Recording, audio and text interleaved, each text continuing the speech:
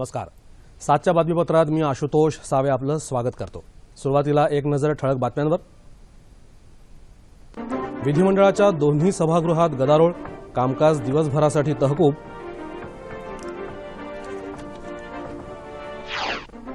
चिक्की घोटाळा आणि bogus degree प्रकरणी मंत्र्यांच्या राजीनाम्याची विरोधकांची विधानसभेत मागणी, तर विधान परिषदेत सत्ताधारी आणि विरोधकांची घोषणाबाजी. संसदेत सलग चौथ्या दिवशीही कामकाजाची कोंडी कायम, दोन्ही सदनांचं कामकाज दिवसभरासाठी तहकूब. याकूब मेमनच्या याचिकेवर सर्वोच्च न्यायालयात सोमवारी सुनावणी. व्यापम घोटाळ्याची संपूर्ण चौकशी केव्हा हाती घेणार याबाबत सर्वोच्च न्यायालयानं सीबीआयकडून मागवलं स्पष्टीकरण. लातूर जिल्ह्यात भीषण रस्ते अपघातात 11 जण मृत्युमुखी. आणि जागतिक किशोर गट गोल्फ स्पर्धेत शुभम जगलान विजेता, 2 आठवड्यातलं दुसरं विजेतेपद. आणि आता पाहूया सविस्तर वृत्त. विधिमंडळाच्या दोन्ही सभागृहात आज प्रचंड गदारोळ झाल्यानं सदनांचं कामकाज मंगळवारपर्यंत तहकूब करण्यात आलं. विधानसभेत चिक्की घोटाळा आणि बोगस डिग्रीची चौकशी करा आणि त्याआधी मंत्र्यांचे राजीनामे घ्या अशी जोरदार मागणी आज विरोधकांनी केली. भाजपा सदस्यांनी त्याला तितकंच जोरदार प्रत्युत्तर दिल्यानं सभागृहात प्रचंड गदारोळ होऊन कामकाज आधी 2 वेळा आणि नंतर दिवसभरासाठी तहकूब करण्यात आलं. मंत्र्यांच्या घोटाळ्याची चौकशी करा, मात्र आधी त्यांचे राजीनामे घ्या अशी मागणी विरोधी पक्षनेते राधाकृष्ण विखे पाटील यांनी केली. त्याला राष्ट्रवादी काँग्रेसच्या जयंत पाटील यांनी दुजोरा दिला.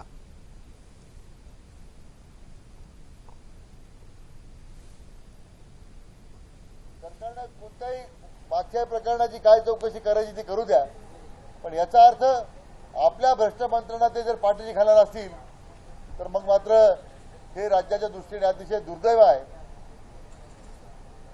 मंत्र्यांचे राजीनामा घेऊन चौकशी करा, ते जर निर्दोष सापडले तर आणखीन मोठं त्यांना पद द्या, आमचा आक्षेप नाही. परंतु पदावर असताना त्या खात्याच्या मंत्र्यांच्या भ्रष्टाचाराची चौकशी होणार नाही. की कोणत्याही परिस्थितीत ज्या मंत्र्यांच्यावर भ्रष्टाचाराचे आरोप आहेत त्या मंत्र्यांची चौकशी व्हावी.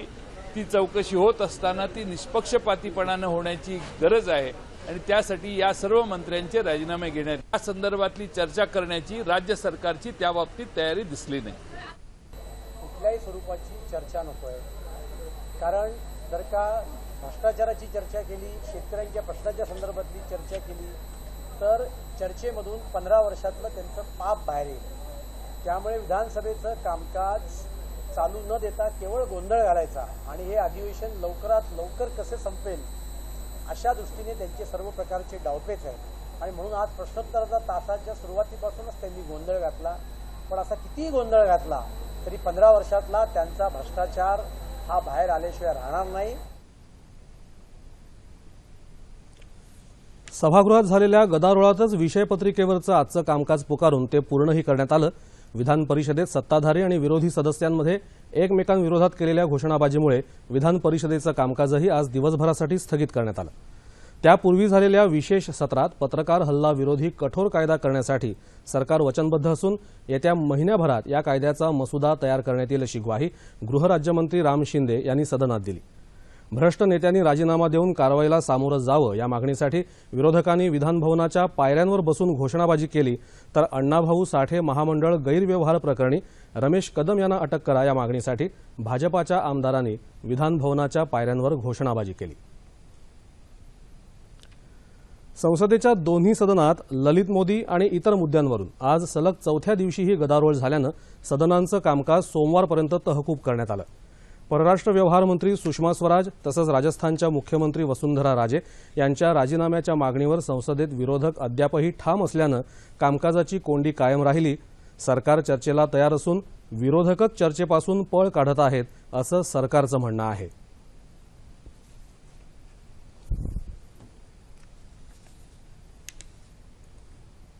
हम लोगों ने तो पहले भी कहा था कि जिन मुद्दों को लेकर स्थगन प्रस्ताव विपक्ष के द्वारा मूव किया गया है उन सारे विषयों पर हम चर्चा करने को तैयार हैं, लेकिन विपक्ष चर्चा चाहता ही नहीं है. मुंबई साखळी बॉम्बस्फोट मालिकेतला दोषी याकूब मेमन यानं फाशीच्या शिक्षेच्या अंमलबजावणीविरोधात केलेल्या याचिकेवर सर्वोच्च न्यायालयात येत्या सोमवारी सुनावणी होणार आहे। याआधी सर्वोच्च न्यायालयानं क्युरेटिव्ह याचिका निकालात काढल्यानंतर याकूबनं राज्यपालांकडे दयेचा अर्ज केला आहे।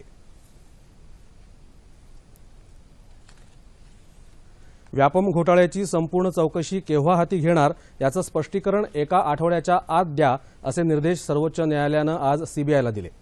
या घोटाळ्याबाबत सर्वंकष पाहणी करण्याकरता एखाद्या व्यक्तीची किंवा संस्थेची नेमणूक करावी की सर्वोच्च न्यायालयानंच ही पाहणी करावी याबाबतचा निर्णय सीबीआयच्या स्पष्टीकरणानंतरच घेता येईल असंही न्यायालयानं म्हटलं आहे। त्याचबरोबर या घोटाळ्यातल्या नक्की कुठल्या मुद्द्याबाबत पाहणी करणं आवश्यक आहे तेही सीबीआयनं स्पष्ट करावं असंही न्यायालयानं सूचित केलं आहे। आपली बाजू मांडण्यासाठी सीबीआय विशेष वकिलाची नेमणूक केव्हा करणार असा प्रश्नही सर्वोच्च न्यायालयानं केला आहे।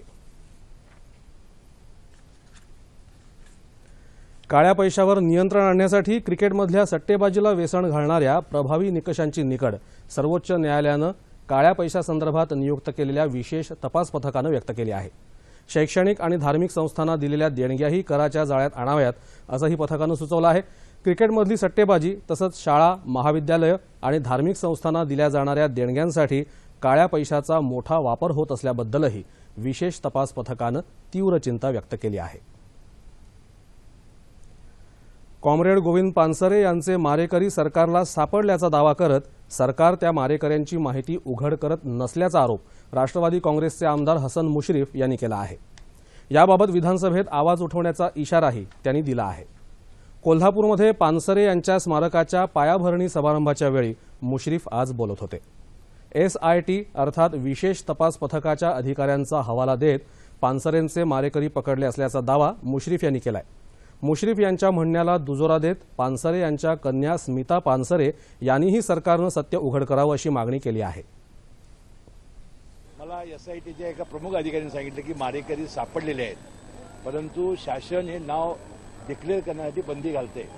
मला वाटतं यासाठी सुद्धा आम्ही लवकरात लवकर दबाव आणू आणि खुनी मारेकरी सापडल्याशिवाय मला वाटतं आमचे सगळे लोक स्वस्थ बसणार नाही। आजच्या या मीडियासमोर मला असं सांगावंसं वाटतं की आता समाजानं खरी वेळ आलेली आहे की जेव्हा एक जबाबदार व्यक्ती आपल्याला असं सांगतेय की खऱ्या अर्थानं मारेकरी पकडले गेलेत, पण सरकारची इच्छाशक्ती नाहीये ते जाहीर करण्याची। त्यामुळे आता इथून पुढे समाजाची, कार्यकर्त्यांची आणि एकूणच सगळ्यांची जबाबदारी आहे की जे पकडले गेलेत खऱ्या अर्थानं आणि जे सापडलेत त्यांना आता उघड करा, आमच्या समोर आणा आणि सरकारनं राजकीय इच्छाशक्ती दाखवून या सगळ्यांना समोर आणण्याची जबाबदारी या सरकारवर आहे। नांदेड इथं विभागीय महसूल आयुक्तालय त्वरित सुरू करण्यात यावं या मागणीसाठी जिल्हाधिकारी कार्यालयासमोर आज सर्व पक्ष आणि विविध सामाजिक संघटनांनी धरणं आंदोलन केलं। तत्कालीन मुख्यमंत्री अशोक चव्हाण यांच्या काळात शासनानं नांदेड इथं विभागीय महसूल आयुक्तालय सुरू करण्याचा निर्णय घेतला होता। मात्र नांदेड की लातूर या राजकीय वादातून हा विषय अधांतरीच राहिला। न्यायालयाच्या निर्देशानुसार तसंच गुणवत्तेवर आधारित झालेल्या निर्णयाची शासनानं अंमलबजावणी करून नांदेड इथं तत्काळ महसूल आयुक्त कार्यालय सुरू करावं, अन्यथा तीव्र आंदोलन छेडण्याचा इशारा यावेळी देण्यात आला। नांदेड महसूल आयुक्तालय कृती समितीचे समन्वय प्राध्यापक बालाजी कोंपलवार, आमदार अमरनाथ राजूरकर, माजी खासदार व्यंकटेश काब्दे आणि इतर मान्यवर तसंच नागरिकही या आंदोलनात सहभागी झाले होते।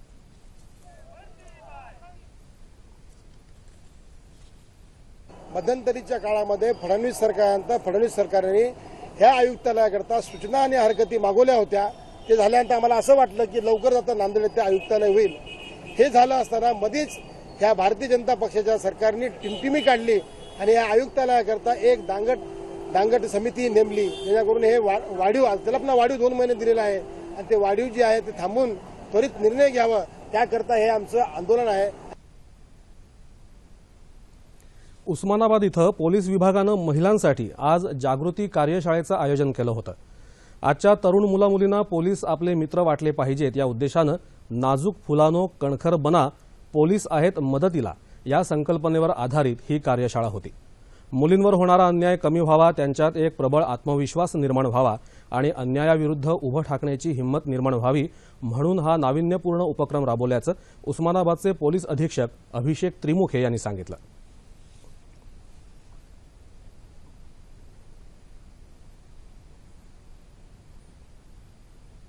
नवीन यंग जनरेशन पॉलिटिशियन आहे, एनर्जेटिक आहे, त्यांची पोलिसांकडे बघण्याची भूमिका जी आहे ती मित्र म्हणून राहायला पाहिजे. सध्या लोक पोलिसांना घाबरतात पण कायद्याला घाबरत नाही आहेत. पण ही दृष्टिकोन कुठेतरी बदलावा आणि त्यांनी पोलिसांना मित्र म्हणून समजावं आणि कायद्याला ॲक्च्युली घाबरावं. त्यासाठी त्यांच्या मनामध्ये अवेअरनेस जागृत करणे हे या कार्यक्रमाचं मेन उद्दिष्ट होतं. हा उपक्रम उस्मानाबाद जिल्ह्यात वर्षभर राबवला जाणार असून सर्व शाळा, महाविद्यालय, बचत गट आणि सरपंचांच्या माध्यमातून गाव पातळीपर्यंत पोहोचवला जाणार आहे. सोलापूर जिल्ह्यातलं लिंबी चिंचोली हे गाव वैशिष्ट्यपूर्ण ठरलं आहे ते इथं होणाऱ्या बिनविरोध ग्रामपंचायत निवडणुकांमुळे. गावानं ही परंपरा गेली 55 वर्ष जपली आहे. दक्षिण सोलापूर तालुक्यातल्या लिंबी चिंचोली या 300 उमऱ्याच्या गावात निवडणुकीत होणारे वाद, जातीय समीकरण अशा गोष्टी टाळण्यासाठी गावातल्या ग्रामपंचायत निवडणुका बिनविरोध करण्याची पद्धत बसवराज नरोळे यांनी सुरू केली होती. आज 55 वर्षांनंतरही ही पद्धत सुरू आहे. निर्मल ग्राम करण्याच्या उद्देशानं शौचालय उभारण्याचं उद्दिष्ट असल्याचं नियोजित सरपंच नटराज नरोळे यांनी सांगितलं.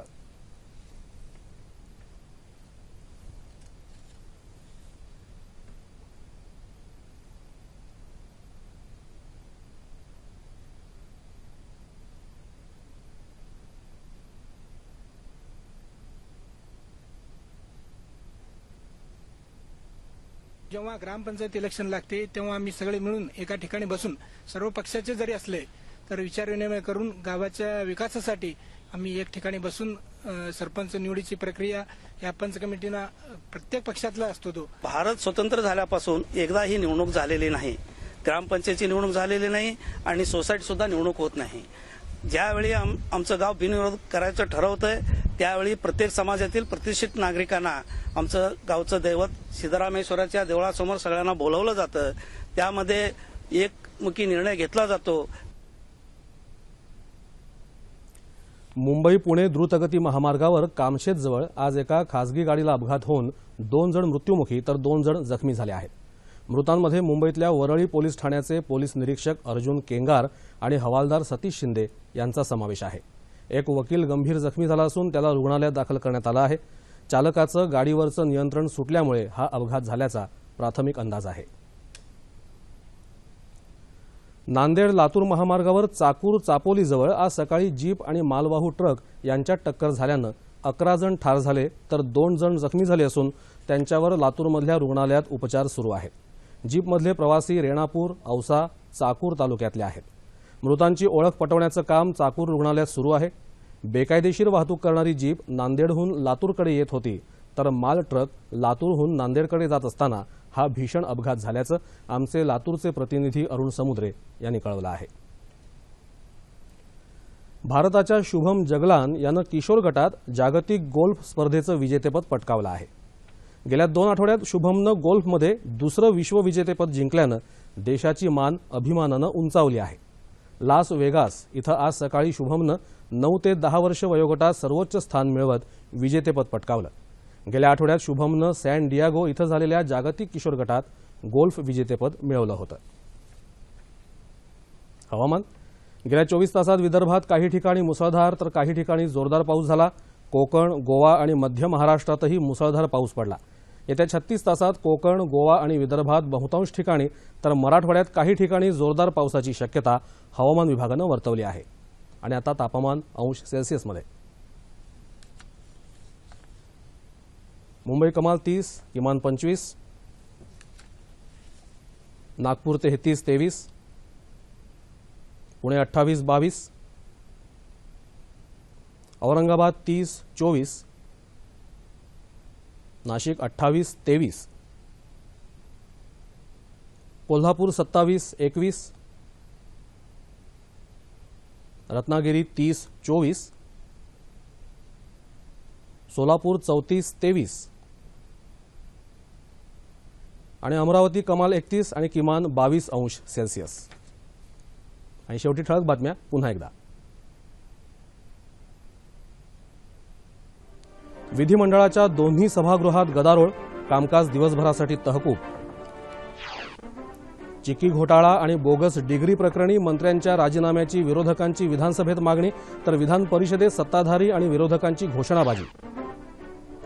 संसदेत सलग चौथ्या दिवशीही कामकाजाची कोंडी कायम. दोन्ही सदनांचं कामकाज दिवसभरासाठी तहकूब.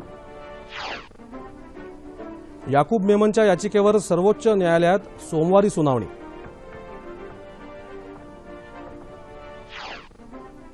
व्यापम घोटाळ्याची संपूर्ण चौकशी केव्हा हाती घेणार याबाबत सर्वोच्च न्यायालयानं सीबीआयकडून मागवलं स्पष्टीकरण. लातूर जिल्ह्यात भीषण रस्ते अपघातात 11 जण मृत्युमुखी. आणि जागतिक किशोर गट गोल्फ स्पर्धेत शुभम जगलान विजेता. 2 आठवड्यातलं दुसरं विजेतेपद. याबरोबरच हे बातमीपत्र संपलं. शेती हा भारतीय अर्थ आणि समाज व्यवस्थेचा कणा. काल 9:30च्या बातम्यांमध्ये शेतीशी संबंधित आर्थिक विषयांवर चर्चा आपण ऐकलीत. अशा आर्थिक आणि इतर बाबींमधून निर्माण होणारे तणाव तसंच शेतकऱ्यांचे कायदेशीर अधिकार या मुद्द्यांविषयी संवाद साधण्यासाठी ॲडव्होकेट संजय मुळेकर आज 9:30च्या बातम्यांमध्ये येत आहेत. तेव्हा पुन्हा भेटूया आपल्या सह्याद्री वाहिनीवर. नमस्कार.